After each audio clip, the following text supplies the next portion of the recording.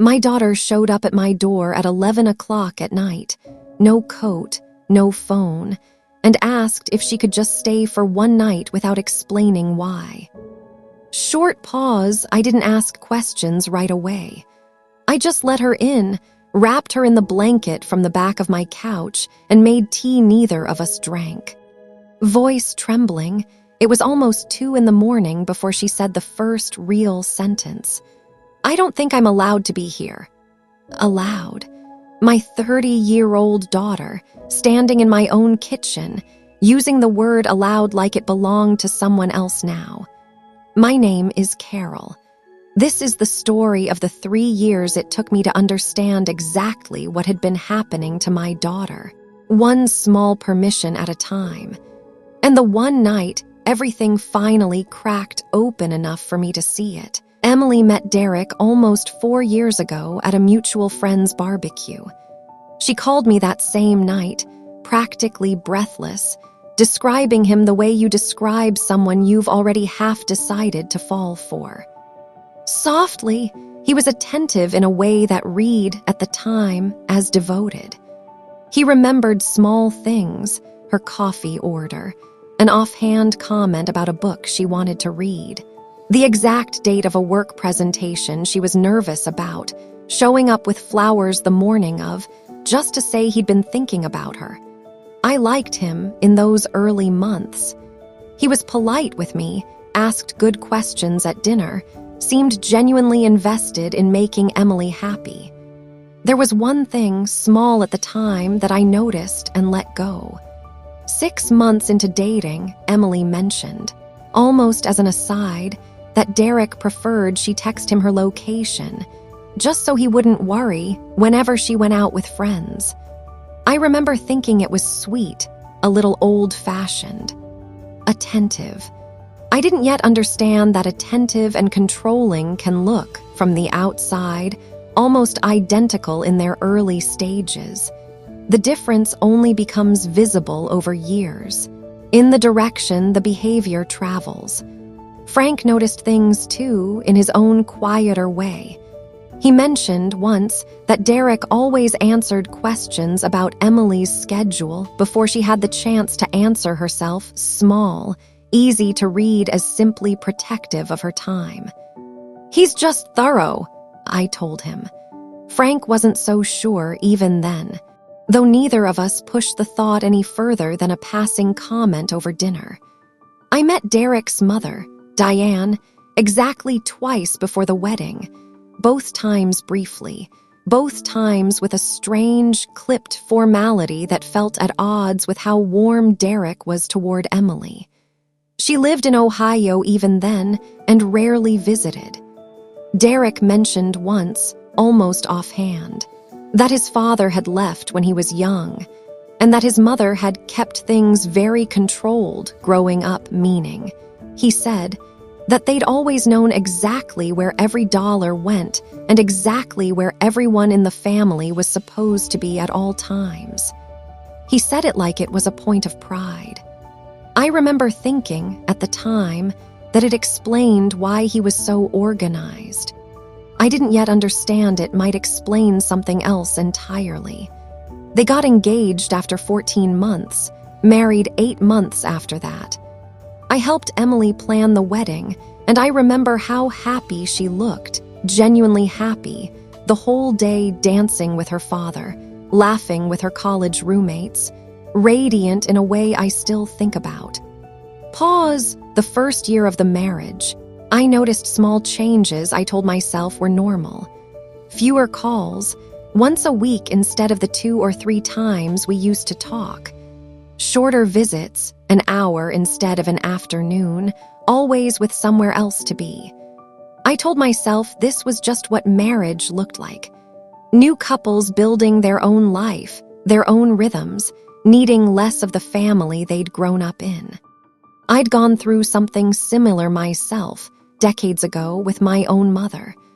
I recognized the shape of it, or thought I did, and didn't worry the way I might have otherwise. By the second year, Emily's college roommate, Priya, mentioned to me at a mutual friend's baby shower that she hadn't heard from Emily in months. "She used to text me constantly," Priya said.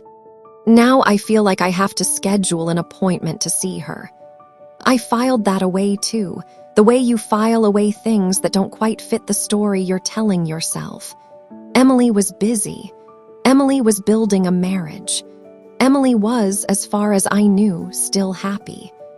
Voice trembling, I didn't know yet that Priya had tried twice to bring up her own worry directly to Emily, and that Emily had. Both times, defended Derek so completely that Priya had stopped bringing it up at all, assuming she'd simply misread something that wasn't her business. I didn't know any of this mattered yet, sitting across from my daughter at 2 a.m, watching her use the word aloud like it belonged to someone else. I know it now because of everything that happened in the 18 hours after that. I'll get to what I found on her phone that night. First, you should understand exactly how gradual and reasonable each individual step of this looked, one at a time, over 3 years. The way a room gets dark slowly enough that you never quite notice reaching for a light switch. By the start of year 2, more signs accumulated, each small enough to explain away on its own. Emily stopped coming to our regular Sunday dinners because Derek likes to unwind on weekends, and it's easier to just stay in. I told myself that was a reasonable compromise between two households. She started declining invitations to things she used to love, a cousin's baby shower, a friend's gallery opening, the annual county fair we'd gone to together every September since she was 6 years old. Always a reasonable-sounding excuse. Always alone without Derek, even when Derek wasn't invited or involved. Pause, another sign. Emily's clothes changed. Subtly, over about a year, brighter colors and fitted styles giving way to looser, more subdued ones. I noticed. I told myself it was just a style phase, the kind everyone goes through. Another sign, financial and professional both. Emily had been talking 2 years ago about applying for a promotion she'd been building toward for years. She never applied. When I asked about it months later, she said breezily that the timing wasn't right, with everything going on at home. A phrase vague enough that I never thought to ask what exactly was going on at home that a promotion might disrupt. Another. She got quieter at family gatherings, the rare times she did come, glancing at her phone more than she used to, sometimes stepping outside to take a call that seemed to leave her more tense than before she'd picked up. A financial sign. Small at the time. Emily mentioned once that Derek handled the budgeting now, since he was better with numbers. She used to be the one who managed a spreadsheet for everything, down to the last dollar, ever since she was a teenager saving for her first car. I noticed the shift. I told myself it was simply a division of labor, the kind every marriage works out its own way. I spent those years building myself a comfortable, wrong theory about all of it. I decided Emily was simply an introvert who'd found a partner who matched her energy, someone who preferred quiet nights in over the busy, social life she used to lead. I decided the distance between us was ordinary, the natural drift of adult children building separate lives.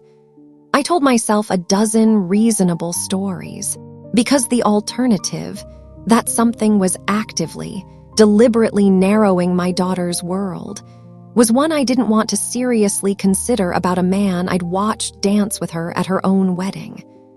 Voice trembling, the clearest sign, the one I understand now I should have taken more seriously, came 8 months ago. Emily's birthday. I planned a small lunch, just the two of us, the way we'd done every year since she left for college. She canceled the morning of, said Derek had planned a surprise instead. When I asked how the surprise went, The next time we spoke, she said, quickly, that it had been really nice, and changed the subject before I could ask a single follow-up question. I found out later, much later, that night in my kitchen, that there had been no surprise. Derek had simply told her that morning that he didn't think it was a good use of her birthday to spend it with just her mother, and she'd spent the day at home instead, alone, while he worked. Pause. 6 months ago, Emily mentioned, in what she framed as a funny aside, that Derek had started reviewing her grocery receipts to help her find savings. I laughed along with her at the time, the way she seemed to want me to. I didn't ask why a grown woman with her own income needed help finding savings on groceries. I wish now I'd asked exactly that. The last sign, 3 weeks before that midnight visit, Priya called me directly, something she'd never done before, and asked carefully whether I'd talked to Emily recently. "She seems different lately," Priya said. "I don't really know how to explain it, smaller somehow. I keep meaning to say something and then talking myself out of it." I told Priya I'd check in. I meant to. I got busy, the way you get busy, and 3 weeks passed before Emily showed up at my door with no coat and no phone, using the word aloud like it belonged to someone else. That night, once the tea had gone cold and the silence had stretched long enough that I stopped trying to fill it, Emily finally started talking. Pause. "He read my texts to Priya," she said. "The ones from 3 weeks ago, when she called and I texted her back later that night. He said I was complaining about our marriage to people who don't understand it. He took my phone for 2 days after that, said I needed time to think about my loyalty." Shocked silence. "He took your phone," I repeated, needing to hear myself say it before I could fully absorb it. "He does that sometimes," she said, quietly, like it was a normal enough sentence to say out loud. "Not always, just when I've done something that upsets him. I get it back once he decides I've thought about it enough." Voice trembling, I asked her how long sometimes had been happening. She thought about it for a long moment, the way you think about a question you've never actually let yourself ask directly before. "Maybe a year and a half," she said. "Maybe longer. It's hard to remember exactly when it started, because it didn't start like this. It started smaller." She told me more in pieces over the next 2 hours, a strict weekly allowance for anything not automatically paid from their joint account, an allowance that hadn't increased in 3 years despite Derek's 2 raises. A family safety app on her phone, one she'd agreed to years ago, back when it seemed thoughtful, that let him see her location at all times. A running list, unspoken but absolutely understood, of which friends and family members were supportive of the marriage and which ones caused problems, a list Priya, and apparently I had both landed on at different points over the last year. Pause. "Why tonight?" I finally asked. "What happened tonight?" Specifically, she was quiet for a long moment. "I found some paperwork," she said. "In his office. I wasn't looking for anything. I was just looking for a stamp." "What kind of paperwork?" "The moving company quote," she said. "For next month, a place in Ohio. He has family out there. I've never even been to Ohio." He never mentioned it once. Angry, I felt something in my chest go very still and very sharp at the same time. "He was going to move you across the country without telling you first." "I don't know if he was going to tell me eventually," Emily said. "I don't know anymore what counts as eventually with him versus what counts as after it's already decided." She didn't have her phone with her. She'd left it charging at home, deliberately, the one small act of rebellion she'd managed on her way out the door that night. The first decision, she told me later, that had felt entirely her own in longer than she could clearly remember. Emily fell asleep around 4 in the morning, finally, on my couch. I didn't sleep at all. I still had access to that family safety app myself. Emily had added me as a secondary contact years ago, back when it was framed as an ordinary precaution, the kind every parent sets up for an adult child living in a big city. I'd forgotten I even still had the login. I used it that night to look at exactly what the app actually tracked and found far more than I expected. Not just location, but message previews from a handful of flagged contacts Derek had set the app to monitor. Shocked silence, Priya's name was on that list. So was mine.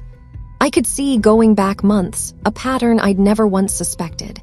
Notifications sent to Derek's phone every time Emily texted either of us, with message previews attached. He'd known, in real time, every conversation Emily and I had tried to have privately for over a year.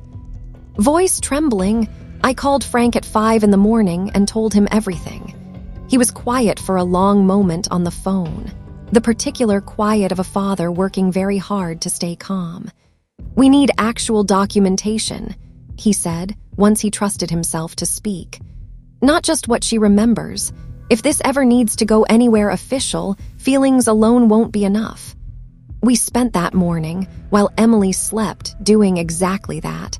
I called a domestic violence resource line, mostly to understand what we were even looking at. The woman I spoke with used a phrase I hadn't heard before, coercive control, and described, almost point for point, everything Emily had told me the night before, without me having said a single specific detail first.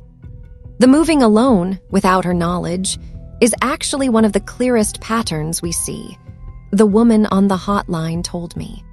Relocation isolates a partner from every support system at once.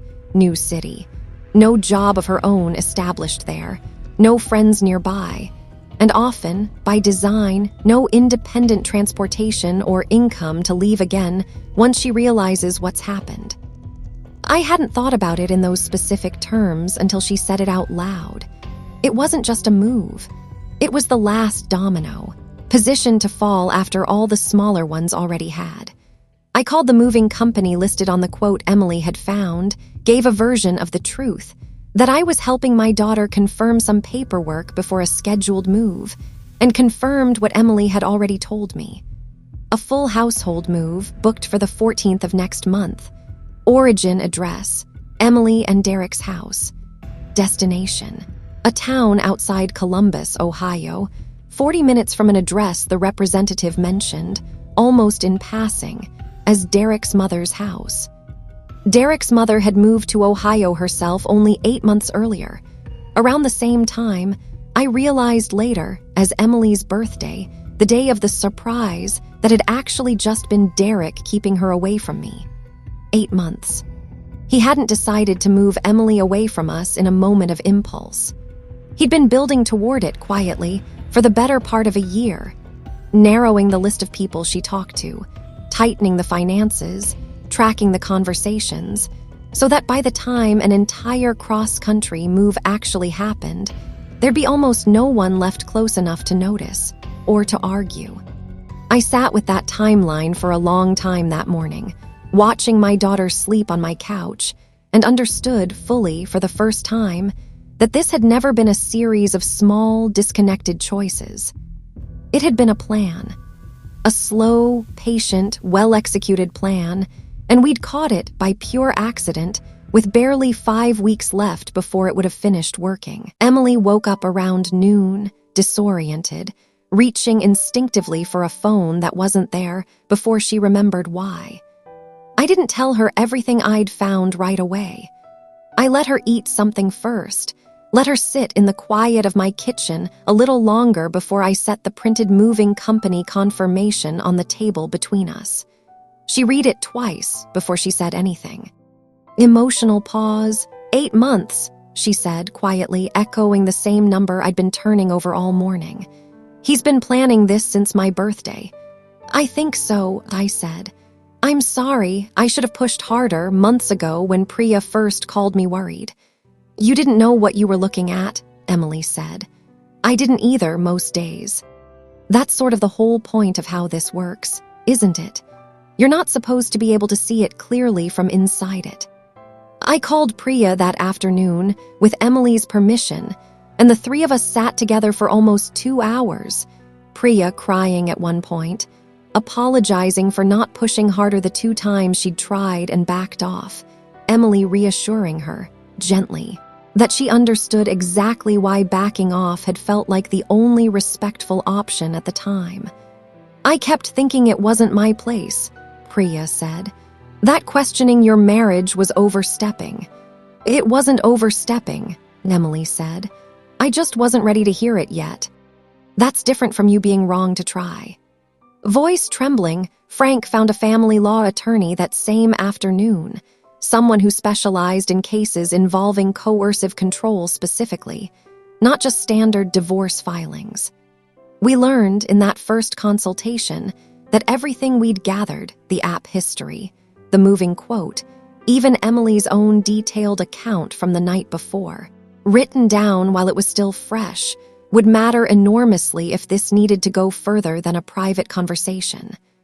Emily opened her own bank account the next morning, her name only, and moved what savings she could access without alerting Derek to anything yet. It was a small, practical thing. It was also, she told me later, the first time in over a year she'd made a financial decision without silently predicting how Derek would react to it first.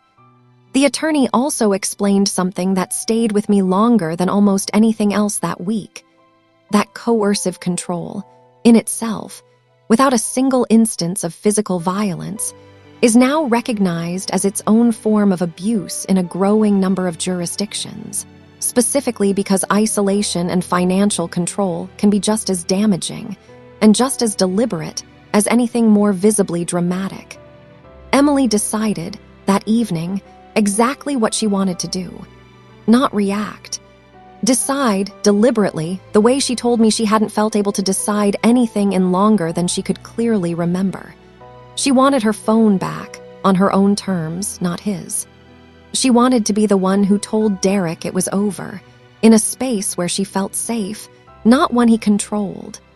And she wanted her mother and father standing beside her when she did it. Derek showed up at our house 2 days later, after Emily finally answered one of his dozens of missed calls and told him, calmly, where she was. Pause. He was different than I remembered from all those pleasant family dinners, sharper around the edges, the practiced warmth gone entirely once he realized how much Emily actually knew. "You're overreacting," he told her, the moment he walked through our door. "The Ohio thing was going to be a surprise, a fresh start for us. I was going to tell you once I had all the details worked out." "You booked movers," Emily said, "for a house I live in without telling me." "Angry because you overthink everything," he said. "I was protecting the surprise. The way I protect a lot of things you don't always appreciate." He turned to me next, like he expected an easier audience. "Carol, you know I've always respected you. This is a misunderstanding between Emily and me, not something that needs the whole family involved." "It became something that needed the whole family," I said, "the day you started reading my texts to my own daughter." "Protecting," Emily repeated. "Is that what you called reading my texts to Priya? Protecting me from my own friend?" Derek's expression flickered, just slightly, the first crack I'd seen in him since he walked in. "That was one time. You were saying things about our marriage to someone who was never going to be supportive of it." "She was worried about me," Emily said. "You decided that worry was a threat instead of just letting it be worry." Pause. "I did all of this because I love you," Derek said, quieter now, like the anger had run out of road. "Everything I did because I didn't want to lose you." "You didn't try to keep me," Emily said.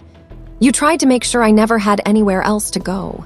Those aren't the same thing, even if they felt the same to you."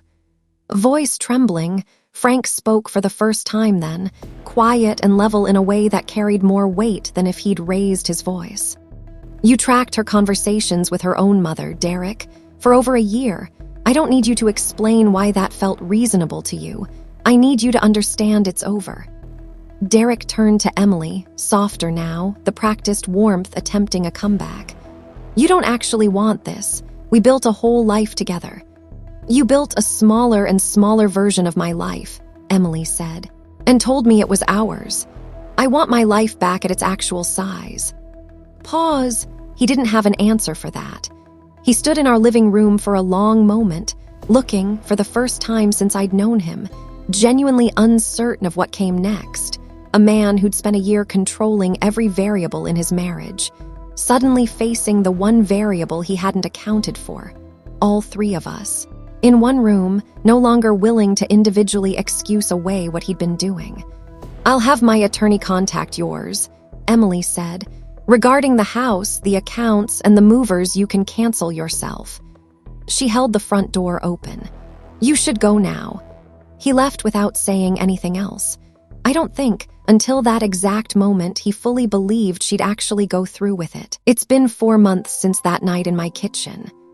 Softly, Emily has her own apartment now, 12 minutes from us, with a lease that has only her name on it. She picked out the furniture herself, every piece, something she told me felt strange and wonderful in almost equal measure after 3 years of decisions that quietly stopped feeling like her own. Pause. The divorce is still working its way through the courts. Her attorney says the documentation we gathered that first week, the app history, the moving quote, her own written account, has made an enormous difference in how quickly things are moving. And in the settlement terms, Derek's attorney has been willing to agree to rather than let any of it become part of a public record. Priya and Emily talk almost every day now, the way they used to before any of this started. Priya told me, a few weeks ago, that she stopped apologizing for the 2 times she tried to say something and backed off. "I finally believe her when she tells me it wasn't my failure," Priya said. "It just took a while to actually feel that instead of just hearing it." Emotional pause.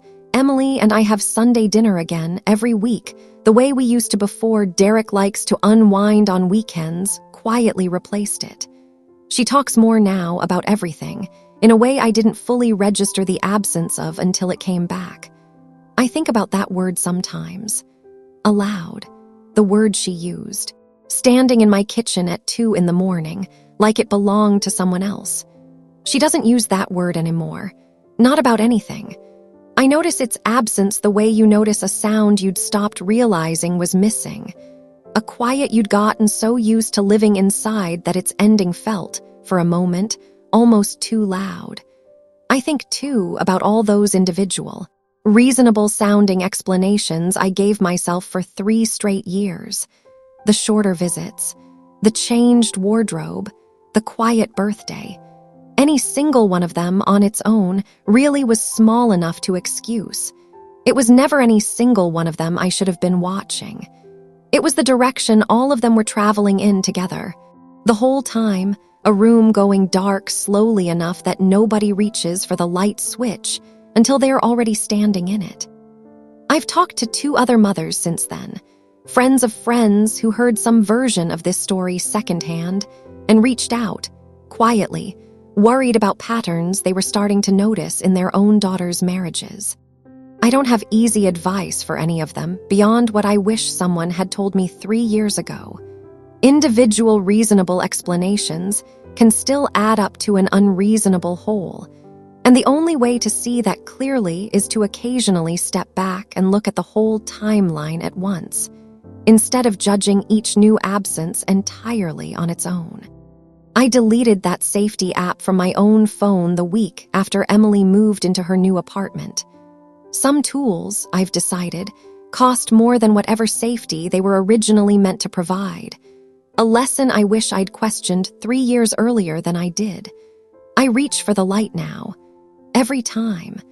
I don't think I'll ever stop double-checking a room's brightness again for as long as I live.